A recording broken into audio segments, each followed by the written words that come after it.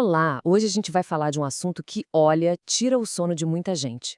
Como ajudar as crianças a ter uma relação saudável com a comida. É um tema cheio de dúvidas, né? Então vamos direto ao ponto para descomplicar isso. Pensa só nessa cena, que é super comum.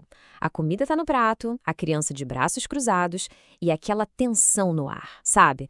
Se a hora de comer na sua casa parece mais uma batalha do que um momento em família, saiba que essa é uma dificuldade muito, muito comum. Então vamos entender a raiz desse desafio. De onde vem toda essa ansiedade, essa tensão na hora de alimentar uma criança? Muitas vezes o problema está justamente na ansiedade que a gente coloca em todo esse processo. Pois é, especialistas da área da saúde chegam a descrever essa experiência como emotiva. Existe uma pressão enorme, um desejo de garantir que a criança está bem nutrida. E aí, quando as coisas não saem como a gente espera, a frustração e a ansiedade tomam conta de tudo. Mas olha, tem um ponto aqui que pode trazer um baita alívio. Aquela tal da alimentação seletiva, que a gente costuma chamar de frescura para comer, na verdade, é uma fase super normal do desenvolvimento infantil. Entender isso já é o primeiro grande passo para diminuir a tensão na mesa. E para ajudar a complicar, né, tem uma enxurrada de conselhos vindo de todo lado. A consultora pediátrica Nancy Bostock até aponta isso. Os pais recebem tantas mensagens diferentes, muitas vezes contraditórias, que acabam caindo em práticas que, no fim das contas, não ajudam em nada. Ok, agora a gente entra numa parte mais séria. Vamos falar sobre a pressão e os riscos a longo prazo. Porque, veja bem, as consequências dessas práticas vão muito além do estresse do dia a dia. A ciência mostra que o impacto pode ser sério e duradouro. A pesquisa usa um termo bem específico para isso: práticas parentais controladoras. O que é isso, afinal? Bom, de forma bem simples, são aquelas tentativas de controlar o que e o quanto uma criança come. Seja pressionando para comer mais, seja restringindo certos alimentos. E essas práticas geralmente aparecem de duas formas. De um lado, tem a pressão para comer, sabe? O clássico só mais uma colherzinha.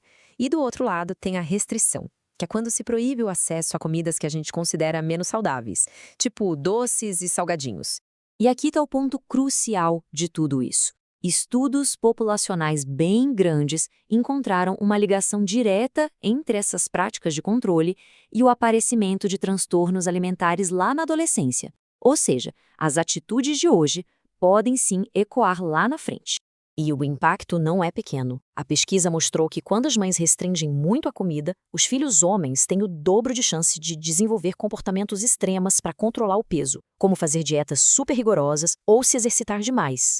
E esse gráfico aqui mostra isso de um jeito bem claro. Olha só, o risco para os meninos é 2,07 vezes maior. E para as meninas, o aumento também é bem significativo, chegando a 1,33 vezes. O que isso quer dizer? Que o impacto é real para todo mundo, embora seja um pouco mais acentuado nos meninos. Tá, mas então como a gente pode mudar esse cenário? Chegamos agora na parte mais importante, a parte prática. As 6 dicas para o sucesso, com estratégias para construir uma relação muito mais positiva com a comida. A doutora Nancy Bostock, que tem uma super experiência em gestão de peso infantil e saúde mental, basicamente traçou um mapa para a gente. As dicas que vamos ver agora são baseadas em evidências e o foco é total em construir hábitos bons desde cedinho. Então vamos lá, são 6 estratégias-chave. A primeira, entender que a ansiedade já começa cedo. A segunda, que é super importante, confie nos sinais de fome da criança. O corpo dela sabe do que precisa. Terceira, valorize o lado social, faça da refeição um momento de conexão. Quarta, deixe a criança gerenciar o próprio apetite, ou seja, ela decide o quanto vai comer do que foi oferecido. A quinta é evitar chantagem com comida. E a sexta, oferecer comida nutritiva, claro, mas sem aquela obrigação de raspar o prato. Ah, essa frase. Não vai ter sobremesa se não comer tudo. Quem nunca ouviu ou até falou algo parecido, né? Pois é, essa é a famosa chantagem alimentar. O quinto passo que a gente precisa evitar. Parece uma coisa boba, inofensiva, mas o efeito pode ser bem complicado. O grande problema disso é que a gente acaba ensinando a criança a ignorar os próprios sinais do corpo.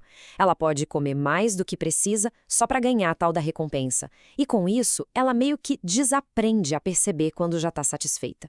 Isso mexe diretamente com a autorregulação, que é uma habilidade fundamental para a vida toda. No fundo, todas essas dicas levam a uma filosofia maior, a um jeito de pensar. Não é sobre seguir regras rígidas, sabe? É sobre construir uma base sólida e, principalmente, positiva para o futuro.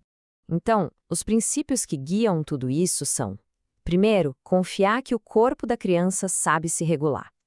Segundo, focar em criar momentos felizes e sociais na hora de comer. Terceiro, deixar a criança ter a liderança para gerenciar o próprio apetite. E por último, oferecer variedade sem pressão e cultivar um consumo mais consciente. E esse é o grande objetivo final. É muito mais do que garantir que o prato fique limpo hoje. O que realmente importa é ajudar a formar uma pessoa que lá na frente vai ter uma relação tranquila, equilibrada e até prazerosa com a comida. Então, fica aqui uma reflexão para a gente levar.